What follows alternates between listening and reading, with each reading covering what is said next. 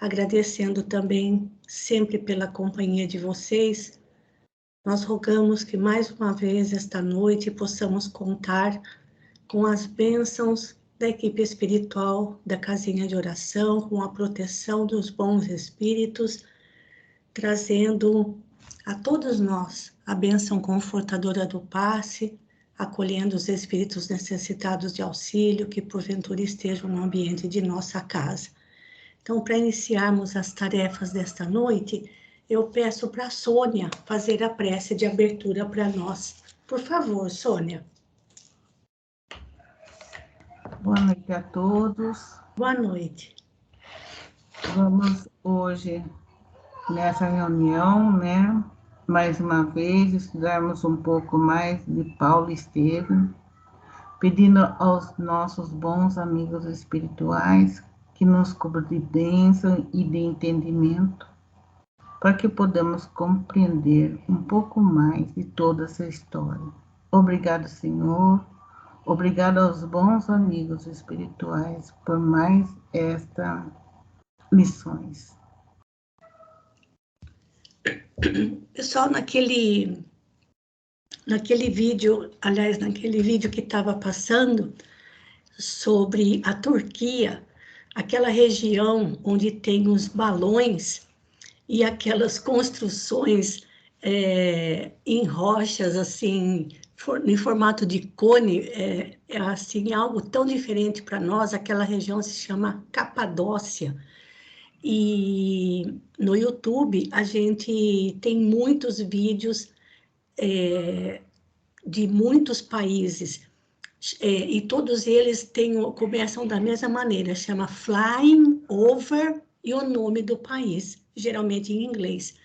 Então, voando sobre, Flying Over e o nome do país, em imagens 4K, Ultra HD, então é uma ótima resolução e é muito bonita essa região da Capadócia, na Turquia, onde se pratica o balonismo. Pois bem, esse é o nosso encontro de número 63, e nada é por acaso, gente. Hoje, sem querer querendo, veio às minhas mãos um livro, ou melhor, eu acabei, dentro de uma pequena palestrinha que eu assisti, a lembrança de um livro que fala sobre Emmanuel, porque muitas vezes nos nossos estudos, às vezes nos longos discursos, nos entreveros entre os personagens principais deste momento em que estamos na história, a gente precisa tomar cuidado para não perdermos o nosso foco.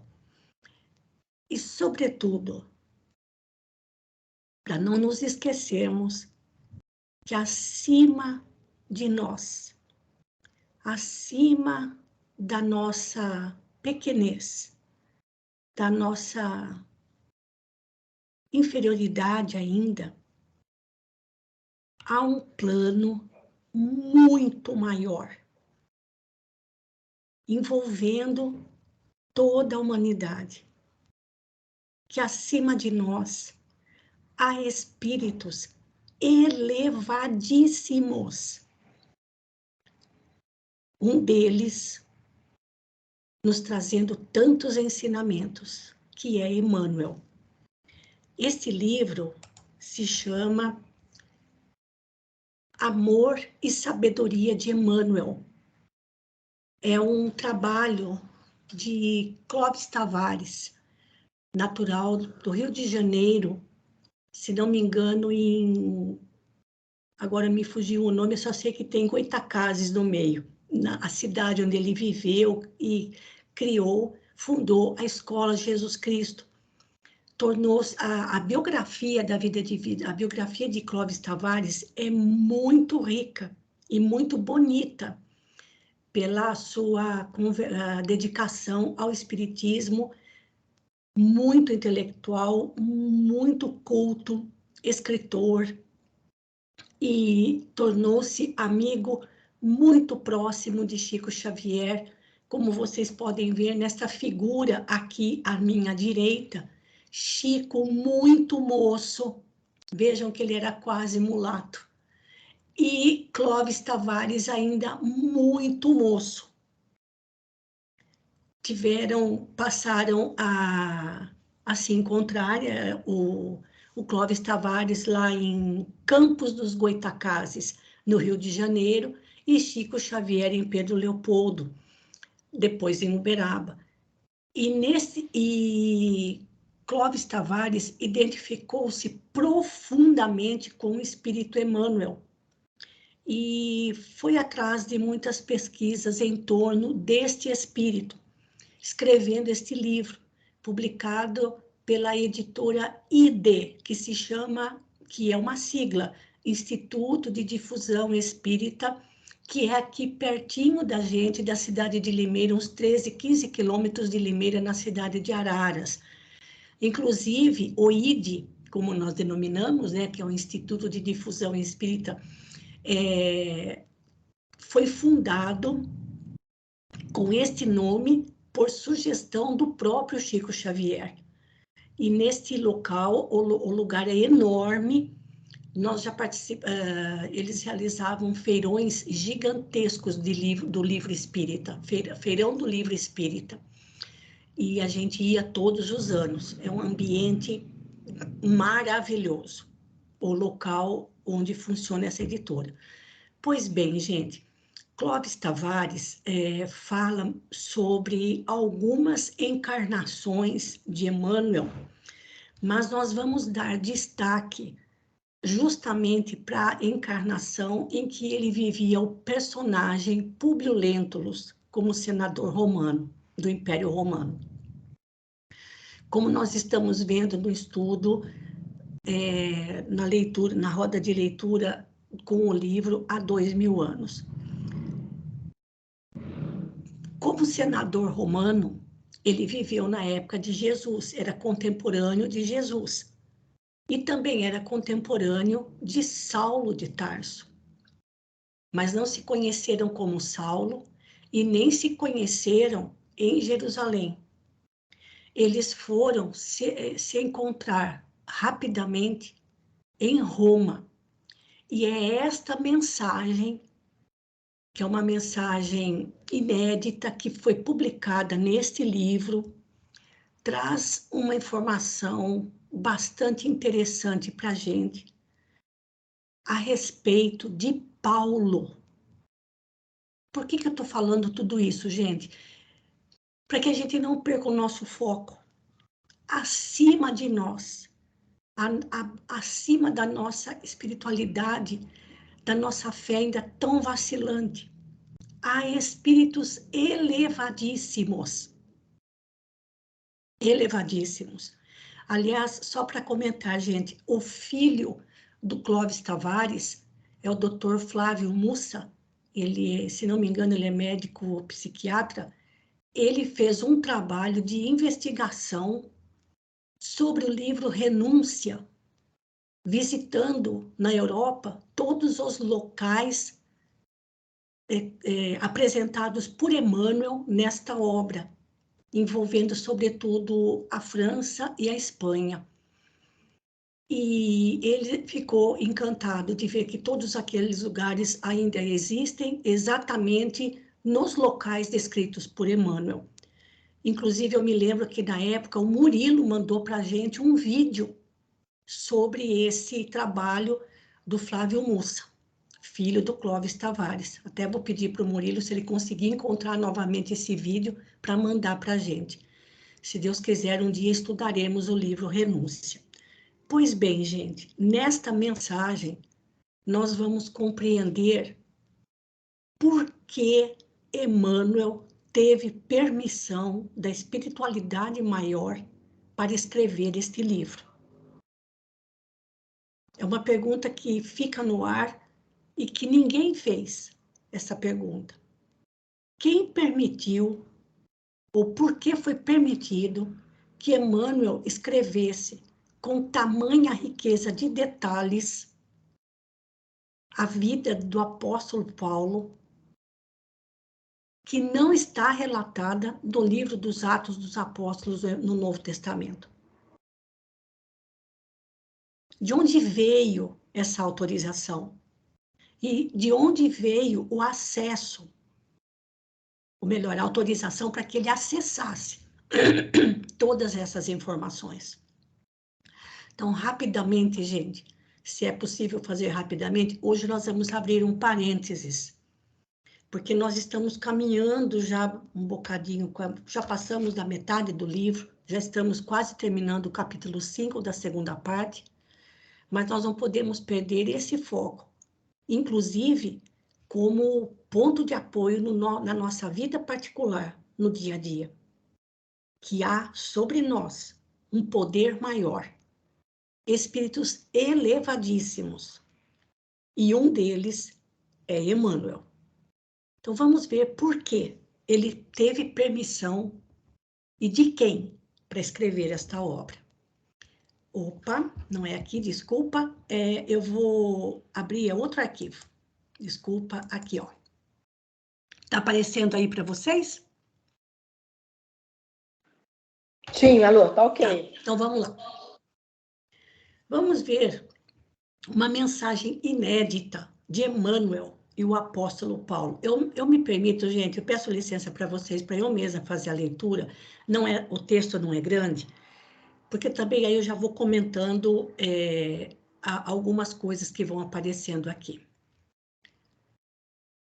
Uma mensagem íntima de Emmanuel, recebida pelo médium Xavier em Pedro Leopoldo, a 13 de março de 1940, então o Chico tinha 30 anos, nos fala de um encontro do senador Públio Lentulus com o apóstolo Paulo em Roma.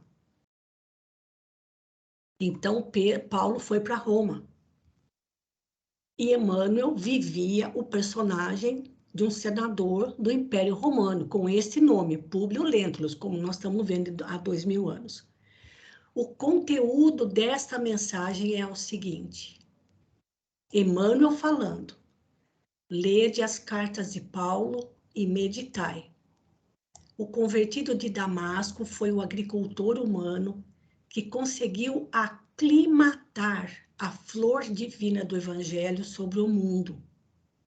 Muitas vezes foi áspero, a terra não estava amanhada, e se em alguns pontos oferecia leiras brandas e férteis, na maioria eram regiões em espinheiro e pedregulho. Paulo foi o lidador de sol a sol. Seu fervoroso amor foi a sua bússola divina. Sua paixão no mundo, iluminada pela sua dedicação ao Cristo, transformou-se na base onde deveria brilhar para sempre a claridade do cristianismo. Nós já podemos ver aqui a sua grande admiração por este apóstolo.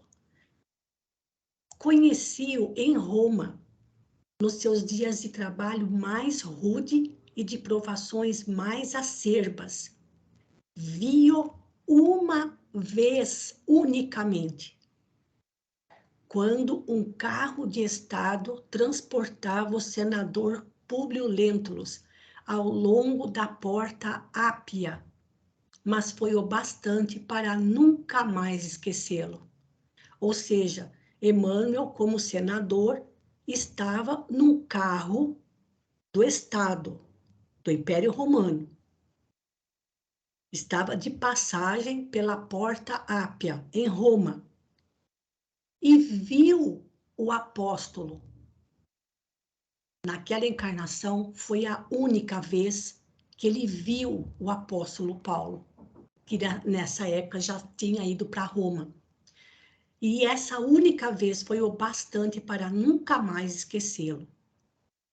Um incidente fortuito levara os cavalos a uma disparada perigosa, ou seja, os cavalos saíram no atropelo, mas, vamos passar para outra página, um jovem cristão, atirando-se ao caminho largo, conseguiu conjurar todas as ameaças, ou seja, conseguiu segurar os cavalos. Avistamos então um pequeno grupo, onde se encontrava a sua figura inesquecível, a figura de Paulo apóstolo. Trocamos algumas palavras que me deram a conhecer a sua inteireza de caráter e a grandeza de sua fé. O fato corria pouco depois da trágica desencarnação de Lívia, e eu trazia o espírito atormentado. Até então, o senador Públio Lentulus não era cristão, não havia se tornado cristão. As palavras de Paulo eram firmes e consoladoras. O grande convertido não conhecia a úlcera que me sangrava no coração. Todavia, as suas expressões indiretas foram imediatamente ao fundo de minha alma, provocando um dilúvio de emoções e de esclarecimentos. Luzeiro da fé viva, Paulo não pode ser olvidado, ou seja, esquecido em tempo algum. Seu vulto humano é o de todo homem sincero, que se toque do amor divino pelo Cordeiro de Deus. Lede-o sempre e não vos arrependereis. Emmanuel. Quando ele fala homem sincero, ele está se referindo ao ser humano, à pessoa sincera. Essa é a mensagem, contando como ele conheceu Paulo. Uma rápida troca de palavras depois de uma disparada dos cavalos que transportavam, que puxavam o carro do estado onde Emmanuel se encontrava, como autoridade, hein, gente? Autoridade do Senado. E imagina como que Paulo devia estar vestido ali como cristão, sempre naquela simplicidade. Mas tem mais um pouquinho. Agora é o Clóvis Tavares falando. Esse encontro da Porta Ápia, por certo, marcou profundamente o coração de Emmanuel. Conta-nos o espírito de Neio Lúcio, que psicografou o livro Jesus no Lar, que é o mesmo que Neio Lúcius do livro 50 anos depois. Em mensagem que o leitor lerá na íntegra mais adiante, ou seja, depois tem a mensagem do Neio Lúcio, que eu trago num outro momento, que o apóstolo Paulo, no plano espiritual, ou seja, já desencarnado, sempre se dedicou a auxiliar as grandes inteligências afastadas do Cristo, como é o caso do senador Públio Lentulus, o Emmanuel, compreendendo-lhes as íntimas aflições e o menosprezo injusto de que se sentem objeto no mundo, ante os religiosos de todos os matizes, quase sempre especializados em regras de intolerância. Então, olha só, Neio Lúcio traz uma informação importante a respeito da tarefa, do trabalho de Paulo após, como espírito, dedicar-se a auxiliar as pessoas inteligentes, cultas, mas que são incompreendidas pela intolerância religiosa, pelas autoridades religiosas intolerantes. E foi com esse sentimento de bondade e compreensão que o espírito do apóstolo da gentilidade, ou seja, que Paulo, espírito, estendeu as bênçãos do seu auxílio ao culto senador romano, ou seja, Emmanuel, quando de sua desencarnação na tragédia de Pompeia, né, com a explosão do vulcão Vesúvio, continuando a ampará-lo espiritualmente em suas posteriores existências terrenas. O que significa isso, gente? Que o apóstolo Paulo tornou-se o anjo guardião de Emmanuel. Dedicou-se, ou seja, que Paulo, espírito, estendeu as bênçãos do seu auxílio ao culto senador romano, porque como naquela personalidade, como senador romano, Emmanuel era extremamente culto e inteligente, sobretudo nas questões administrativas do Estado. E a partir da sua desencarnação, naquela época, quando, como senador romano, ele desencarnou, a gente vai ver isso no livro há 2000 anos, Paulo continuou amparando Emmanuel, aquele senador romano, em todas as suas existências terrenas futuras. Dá para compreender agora, gente? Por que Emmanuel teve autorização para escrever um livro do porte de Paulo e Estevão, com acesso aos mais íntimos sentimentos do apóstolo? É uma coisa que nós nunca questionamos. De onde veio essa autorização? Qual é a ligação entre os dois? Porque não foi só naquela vez. Paulo passou a amparar Emmanuel em suas existências terrenas e suas próximas encarnações.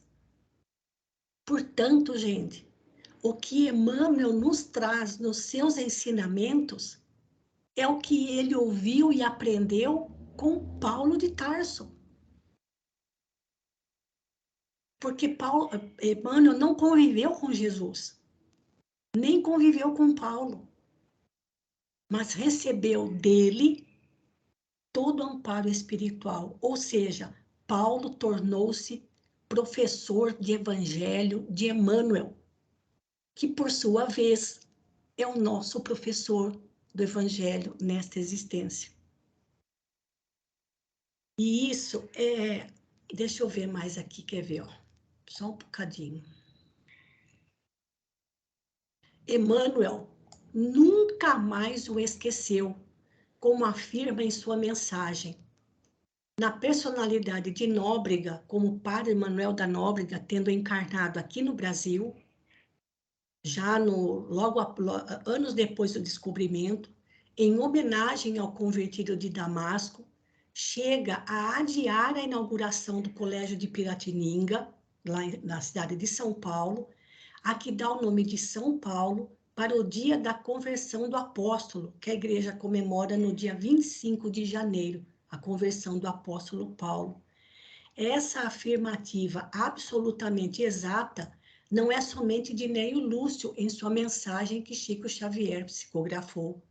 É mencionada pelos biógrafos do padre Manuel da Nóbrega, entre eles Serafim Leite, enfim. E um outro testemunho de amor ao grande filho de Tarso. E quantos outros desconhecemos, não é? Emmanuel ofereceu ao doar-nos, olha lá, e outro testemunho de amor ao grande filho de Tarso, Emmanuel ofereceu ao doar-nos a biografia do grande servidor de Deus, unindo sua história edificante à vida de outro luminar espiritual, Paulo e Estevão. Porque quem era o grande inspirador de Paulo? Era Estevão. E quem era o grande inspirador de Emmanuel? Era Paulo. E aí ele completa que essa obra monumental, que é o livro Paulo e Estevão, psicografado pelo Chico e que a FEB publicou em 1942, é uma biografia autêntica do abnegado apóstolo de Jesus Cristo. E aí ele continua falando mais um pouquinho, só para terminar, oferecendo à família humana, seu iluminado autor, ou seja, Emmanuel, deseja que o exemplo do grande convertido se faça mais claro em nossos corações, a fim de que cada discípulo possa entender quanto lhe compete trabalhar e sofrer por amor a Jesus Cristo. Palavras do próprio Jesus a Saulo de Tarso, em Damasco. dessa obra magnífica do grande benfeitor espiritual, pela qual o próprio médium sempre se sentiu singularmente atraído, disse o querido amigo Dr. Rômulo Joviano, que era o patrão de Chico, devotado obreiro da antiga oficina de luz de Pedro Leopoldo e velho amigo de Emmanuel. É o livro do trabalhador cristão. E nós vamos descobrir no livro Há 2000 anos por que o Dr. Rômulo Joviano tornou-se um grande amigo do senador romano Públio Lentulus. Então é isso, gente. Pelas voltas do destino, me veio às mãos a lembrança disso, deste livro, destes comentários do professor Clóvis Tavares, dessa mensagem psicografada por Emmanuel, mostrando para nós a grandiosidade desta obra. E que acima de nós, isso é o mais importante de tudo, gente. Pensem bem, pensem, cada vez que vocês pegarem estes livros nas mãos, esta obra, psicografada por Chico, com a autoria espiritual de Emmanuel, foi permitida pelo próprio Paulo, que se tornou o anjo guardião de Emmanuel em todas as suas existências terrenas. Algum comentário, gente?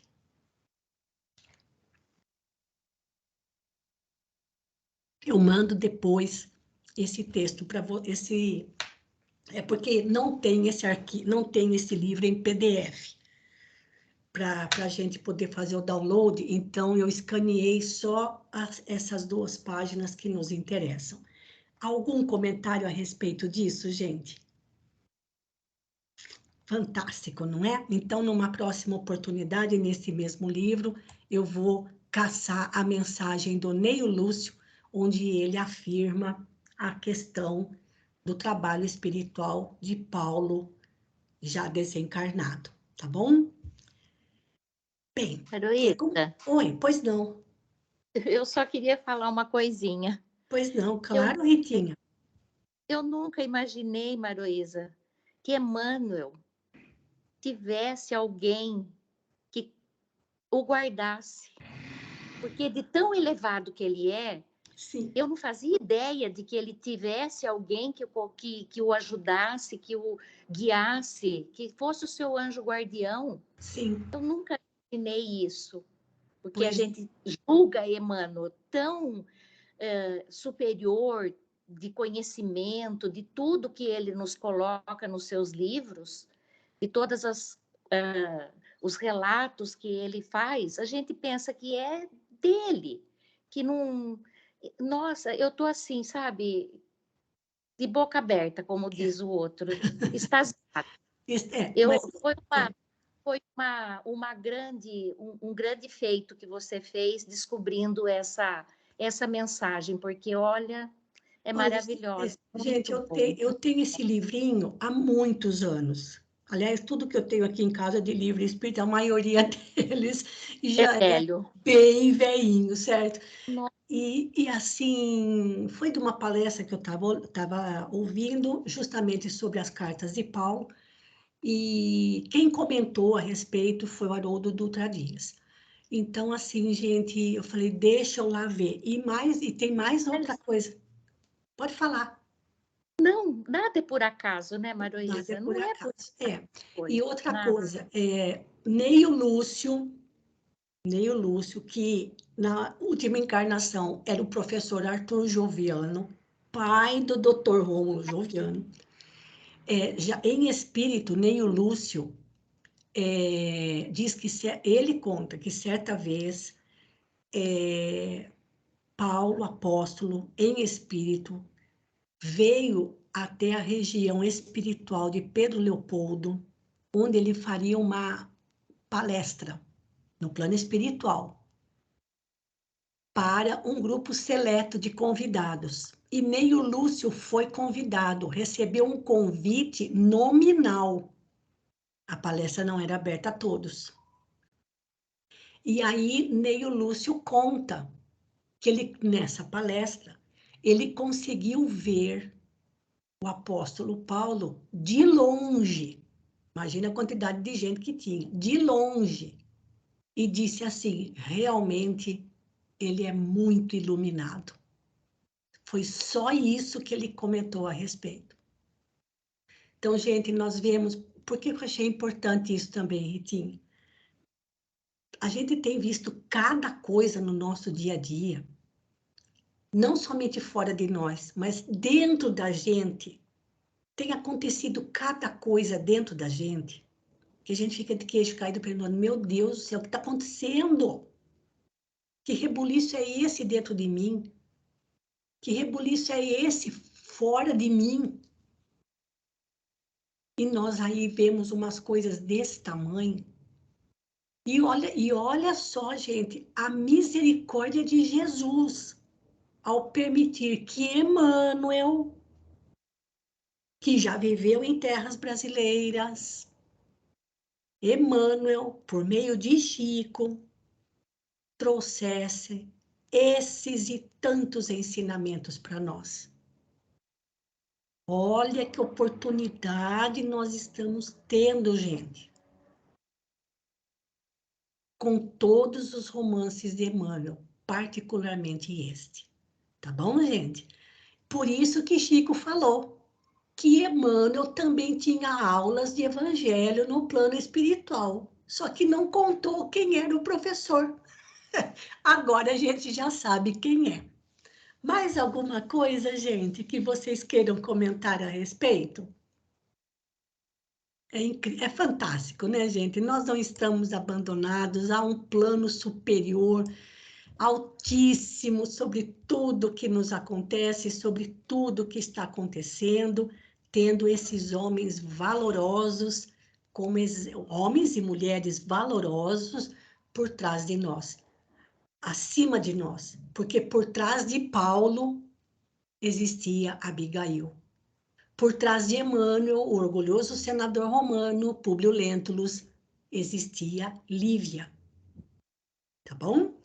Então eu vou sair daqui, gente, fazer um vai e vem, já que ninguém quer comentar nada, acho que está todo mundo assim meio de queixo caído.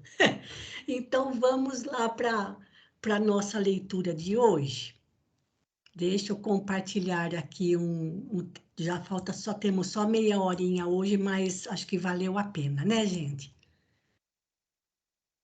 Bom, nós estávamos naquele trechinho em que Paulo, Barnabé, João Evangelista e Pedro, Simão Pedro, conversavam lá na Casa do Caminho à noite sobre a questão fundamental que até então ninguém tinha perguntado. Mas, afinal de contas, qual é o problema fundamental da Casa do Caminho que os judeus cristãos estão transformando isso aqui numa sinagoga?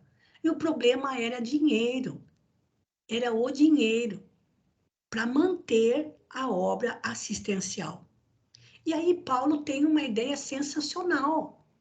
Bom, quem trabalha aqui na Casa do Caminho também e está bem de saúde, além de ajudar aqui dentro, também pode trabalhar lá fora. Por exemplo, meio período ajuda na Casa do Caminho, meio período exerce um trabalho fora da Casa do Caminho, onde ele vai ter um trabalho remunerado. E com esse trabalho remunerado, ele direciona recursos financeiros para a Casa do Caminho. Ele não precisa passar o dia inteiro na Casa do Caminho. E outra, ele se dispunha a uma grande jornada.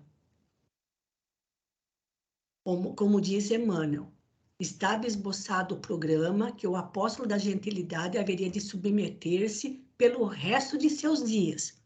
Ou seja, Paulo começaria a sua pregação do evangelho entre os gentios, fundando comunidades cristãs e arrecadando recursos financeiros nessas viagens para enviar para Jerusalém, para a Casa do Caminho. Não era para eles, porque Paulo sempre trabalhava para ganhar o seu pão de cada dia. Simão ficou extasiado de alegria pela ideia, pela disposição e pela praticidade de Paulo. E disse: meu amigo, não foi em vão que Jesus te buscou pessoalmente às portas de Damasco. E ali os dois se abraçam, né? Depois daquele entrevero sobre a questão da circuncisão, sabe, assim surgindo ali então aquele afeto imenso entre eles. E Emmanuel, e ainda Paulo responde: não vou fazer mais do que a minha obrigação. Nunca esquecerei que Estevão saiu dos catres desta casa. O catre é aquela cama bem simplesinha, bem rala mesmo, os quais já serviram igualmente a mim próprio, quando ele veio do deserto, completamente doente, faminto, desnutrido, e foi acolhido na casa do caminho.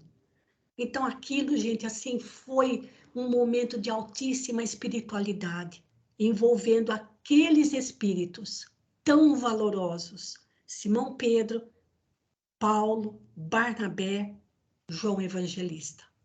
E é então, a partir do parágrafo 38, que nós continuamos mais um pouquinho. Eu acho que não vai dar para as duas lerem hoje, porque eu tinha colocado a Sônia e a Margarete, então acho que eu vou deixar a Margarete para a próxima semana. Não vai ficar triste, né, Margarete? Por favor, viu? Porque ontem você também já ajudou bastante a gente lá na reunião de ontem com o Evangelho, tá bom? Ah, sim. Algum comentário, Margarete? Alguma coisa que vocês queiram Não, falar? estou brincando, pode deixar, não tem problema não. Então, vamos ler um pouquinho aqui, dá para a gente caminhar. Por favor, Sônia, e se você tiver algum probleminha aí, também fique à vontade para comentar, tá bom? Tem que ler com tranquilidade. Tá, joia. E como Ritinha disse, né? Nada por acaso, e esses espíritos são muito especiais, né? São muito especiais, certamente. Nessa noite, os dedicados discípulos do Cristo sonharam com a independência do Evangelho em Jerusalém, com a emancipação da Igreja, isentas das absurdas imposições da sinagoga. No dia imediato, procedeu-se solenemente à circuncisão de Tito, sob a direção cuidadosa de Tiago e com a profunda repugnância de Paulo de Tarso. Só lembrando, né, gente, a circuncisão de Tito foi exigida por Tiago para que Tito pudesse participar das reuniões à noite com os dirigentes lá da Casa do Caminho, para que ele pudesse falar, já que Tito não era judeu. Tá? Outra coisinha também, gente, que eu tenho aprendido muito com alguns cursos do Dutra sobre as cartas de Paulo, exclusivamente. Porque não sei se vocês sabem, ele está fazendo a tradução delas. E não sei para quando ele vai publicar, mas a gente está sempre acompanhando. E ele fez uma comparação que eu achei sensacional. Então, a briga entre quem era judeu e não judeu. Assim, pensa numa bolinha de gude. Então, pensa numa bolinha de gude. Dentro dessa bolinha de gude estão os hebreus. Fora da bolinha de gude estão os não hebreus, os gentios. Quem era em maior número? Os gentios. Quem era em menor número? Eram os judeus. Mas que não se misturavam, como a gente vai ver mais para frente. Então, vamos lá. As assembleias noturnas continuaram por mais de uma semana. Nas primeiras noites, preparando o terreno para divulgar abertamente a causa da gentilidade, o ex-pescador de Cafarnaum solicitou aos representantes de Antioquia expusessem a impressão das visitas aos pagãos de Chipre, Panfilha, Pisídia e Lacônia. Paulo, fundamente contrariado com as exigências aplicadas a Tito, pediu a Barnabé que falasse em seu nome. Isso, essas regiões aqui, né, gente? A ilha de Chipre, a Panfilha, a Panfilha na Turquia, Pisídia na Turquia e Licaônia na Turquia. Faltou Listra aqui também, né? E Derbe. Foram todas as cidadezinhas por onde Paulo passou na sua primeira viagem. Então, Paulo, por enquanto, ainda muito aborrecido com as exigências a Tito, achou melhor ficar de boca fechada. Porque olha que lição, né, gente? Quando a gente está contrariado a respeito de um determinado assunto, é melhor a gente ficar de boca fechada e deixar que outros falem, até que o nosso coração se asserene e os nossos pensamentos se organizem. Olha que lição ele está dando aqui. E que Emmanuel não deixou de registrar. Então, Barnabé falou no lugar de Paulo, contando tudo o que eles passaram. Então, vamos lá. O ex-levita de Chipre fez extenso relato de todos os acontecimentos, provocando imensa surpresa a quantos lhe ouviam, as referências ao extraordinário poder do Evangelho.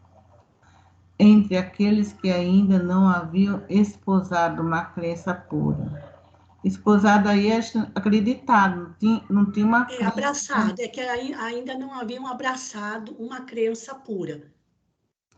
Em seguida, atendendo ainda a observações de Paulo, Tito falou, profundamente comovido com a interpretação dos ensinamentos do Cristo e mostrando possuir formosos dons de profecia, fazendo-se admirar pelo próprio Tiago, que o abraçou mais de uma vez. Olha, gente, é a primeira vez que nós vemos uma demonstração de afeto de Tiago, filho de Alfeu, abraçando um não judeu. Por aí a gente vê a categoria espiritual deste Tito, que era um jovem ainda, não judeu, mas que sabia interpretar os ensinamentos de Jesus. E ainda, além do mais, era médium, profético. Tanto é que até o próprio Tiago ficou admirado, né? E o abraçou mais de uma vez. É a primeira vez que a gente vê uma demonstração de carinho do Tiago por alguém lá na casa do caminho. Veja que até mesmo para Paulo, ele nunca sorriu. Nunca demonstrou nada, assim, aquela aparência fria, né? Que interessante, achei muito interessante isso. Pode continuar, Sônia. Ao termo dos trabalhos, discutia-se ainda a obrigatoriedade da circuncisão para os gentios. O ex-rabino seguia os debates silencioso, admirando o poder de resistência e tolerância de Simão Pedro. Isso, pode parar aí, pode comentar, Sônia. Não, ele ainda ele não se conformava, né, de Não. ter ainda com esse debate sobre a circuncisão, Sim. né? E, gente, assim, o que eu acho interessante, já falei isso, vou falar mais uma vez. Aquela reunião era formada só por homens. A discussão sobre a circuncisão envolvia somente homens, pessoas do sexo masculino. É como se falasse assim, olha, para ser cristão, você tem que atender a essa questão sexual. Você tem que ser homem circuncidado. Porque o homem que não é circuncidado não é capaz de exercer plenamente de forma viril o seu papel de homem, sexualmente falando. A questão era essa, gente. Olha a mistureba de conceito. De um lado, era a tradição imposta por Moisés, que eles faziam caso de lei, ao ponto de dizer que o homem só atingiria a sua plenitude sexual se fosse circuncidado. E só nesse caso ele poderia ser cristão. Gente, acho que o sangue de Paulo borbulhava, ouvindo essas coisas que eles falavam nessas assembleias. Por isso ele não abria a boca, porque ele estava assim, muito nervoso com aquela situação, certo? O sangue fervia. Mas, por outro lado, ele admirava o poder de resistência e tolerância de Simão Pedro. Gente, olha que lição para nós, que por muito menos a gente chuta o balde. Não somente na nossa vida do dia a dia, mas até mesmo na nossa convivência na casa religiosa, porque eles estavam numa casa religiosa, eles estavam na casa do caminho, fundada com bases dos ensinamentos de Jesus. E o bate-boca era por causa da circuncisão. E as mulheres entravam aonde nessa história? Não é, Sônia?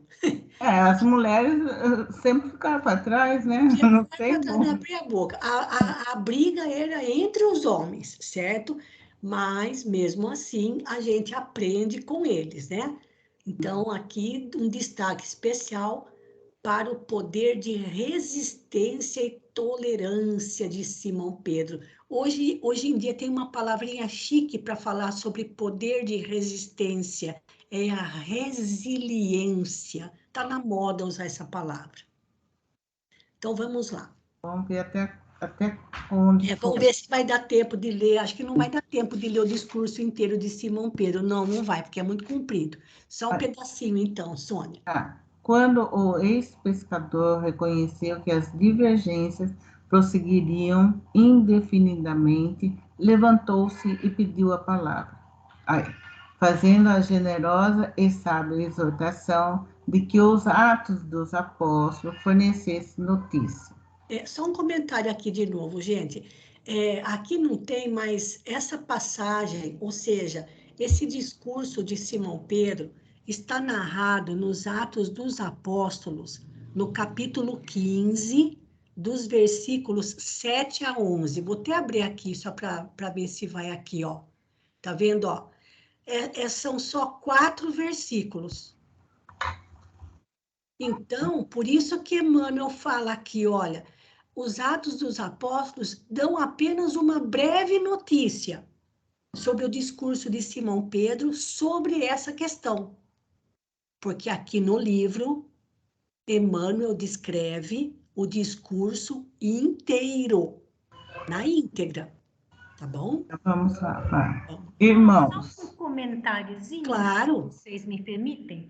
Sabe que eu estava me lembrando, em uma das parábolas que a gente estudou no domingo, foi levantada a questão de que tudo era resolvido pela comunidade. Eu não me lembro em qual parábola foi, Maroísa, mas assim, era que todas as questões eram resolvidas entre as aldeias. Comunidade não, as aldeias.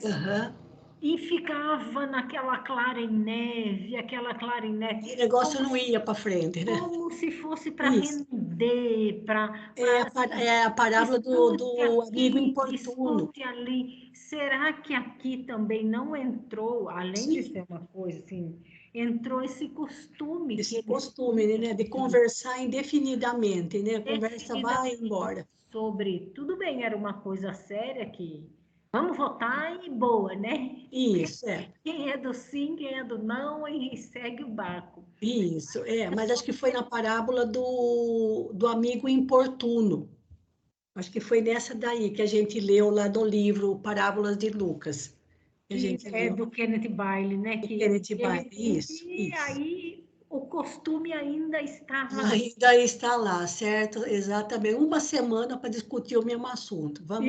Então, mas só porque eu me lembrei disso... Isso, mas é bem colocado, a semana verdade. que vem. Vamos lá, ver aqui que o Simão Pedro... Irmãos, começou Pedro, enérgico e sereno. Bem sabeis que, de há muito, Deus nos elegeu para que os gentios ouvissem as verdades do Evangelho e crescem no seu reino. O Pai, que conhece os corações, deu aos circuncisos e aos incircuncisos a palavra do Espírito Santo. No dia glorioso do Pentecostes, as vozes falaram na praça pública de Jerusalém para os filhos de Israel e dos pagãos. O Todo-Poderoso determinou que as verdades fossem anunciadas indistintamente. Jesus afirmou que os cooperadores do reino chegariam do horizonte e do ocidente. Não compreendo tantas controvérsias quanto a situação é tão clara aos nossos olhos. Olha lá. Sim. O mestre exemplificou a necessidade de harmonização constante. Palestrava com os doutores do templo, frequentava a casa dos publicanos, tinha expressão de bom ânimo para todos os que se baldavam de esperança. Aceitou o derradeiro suplício entre os ladrões. Por que motivo devemos guardar uma pretensão de isolamento daqueles que experimentam a necessidade maior? Outro argumento que não deveríamos esquecer é o da chegada do Evangelho ao mundo, quando já possuímos a lei. Seu mestre nos trouxe amorosamente com os mais pesados sacrifícios. Seria justo enclausurarmos nas tradições convencionais, esquecendo o campo de trabalho? Não mandou Cristo que pregássemos a boa nova a todas as nações? Claro que não poderemos desprezar o patrimônio dos israelitas. Temos de amar os filhos da lei, que somos nós, a expressão de profundo sofrimento e de elevadas experiências que nos chegam aos corações através de quantos procederam o Cristo nas tarefas milenares de preservar a fé no Deus único. Mas esse reconhecimento deve inclinar a nossa alma para o esforço na redenção de todas as criaturas. Abandonar o gentil à própria sorte seria criar duro cativeiro, ao invés de praticar aquele amor que apaga todos os pecados. E pelo fato de muitos compreendermos os judeus e de muito estimarmos os preceitos divinos, que precisamos estabelecer a melhor fraternidade com o gentil. Me perdi. Convertendo em elemento de frutificação divina. Cremos que Deus nos purifica o coração pela fé e não pelas ordenações do mundo.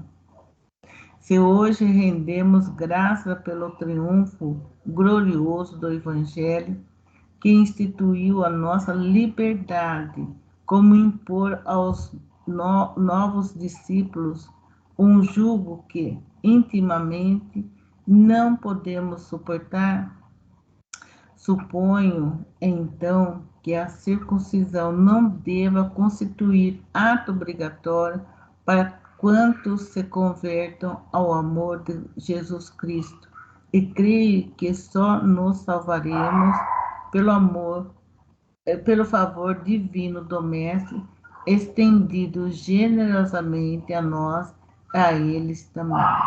Isso, Sônia, nós vamos Tá. parar aqui, porque já são 8h25 e tem bastante coisa para que a gente vai precisar comentar no próximo encontro a respeito desse discurso de Pedro. E deu uma chacoalhada. Deu uma chacoalhada ali, né? Foi um jato de água fria, como o Emmanuel diz aqui, um jato de água fria em cima de todo mundo. Porque tem muita coisa que ele fala aqui que é importante a gente destacar, mas hoje o nosso tempo também já está assim, já um pouquinho em cima da hora, né? Que, assim, a gente não podemos passar batido sobre certas coisas que Simão Pedro fala aqui nesse discurso e que também precisa estar muito bem definido para nós em relação às leis de Moisés, ao Evangelho e ao Espiritismo, né? Porque, enfim, eu não vou falar muito, porque senão a gente começa aí e já fica muito em cima da hora. Mas, então, nós paramos aqui no parágrafo número 43, mas nós vamos dar uma repassada do discurso de Pedro, destacando algumas colocações que ele faz, tá bom? Mais algum comentário, gente, que vocês queiram fazer? Ainda temos 3 minutinhos para alguma coisa. Muito bem, então nós retornamos aqui à página principal e agora sim eu vou abusar da vontade da Margarete, agradecendo a Sônia, viu, Sônia, pela sua leitura e pedindo para a Margarete fazer a prece final para a gente, já deixando agendado para a próxima quarta a sua leitura, tá bom, Margarete? Obrigada, viu? Tá certo. Vamos, então, agradecer a Jesus através da nossa união de pensamentos, agradecer a estes irmãos que trouxeram até nós esses conhecimentos, estas notícias históricas tão tocantes e tão importantes para a nossa evolução. Recebam a nossa gratidão na forma de uma prece. E que esta prece recaia também sobre todos os necessitados deste mesmo Jesus, deste mesmo Evangelho, para acalmar, orientar e assegurar um futuro brilhante para todos nós, encarnados e desencarnados. Que Jesus nos abençoe, nos ilumine e continue a ter esperança em nós, na nossa modificação, na nossa melhoria. Fica conosco, Pai, fica conosco, Jesus, que assim seja. Mais uma vez, amigos, muito obrigada pela companhia de vocês. Desejo a todos uma boa noite, um bom descanso. Para quem está aqui em Limeira, amanhã é aniversário da cidade, então, bom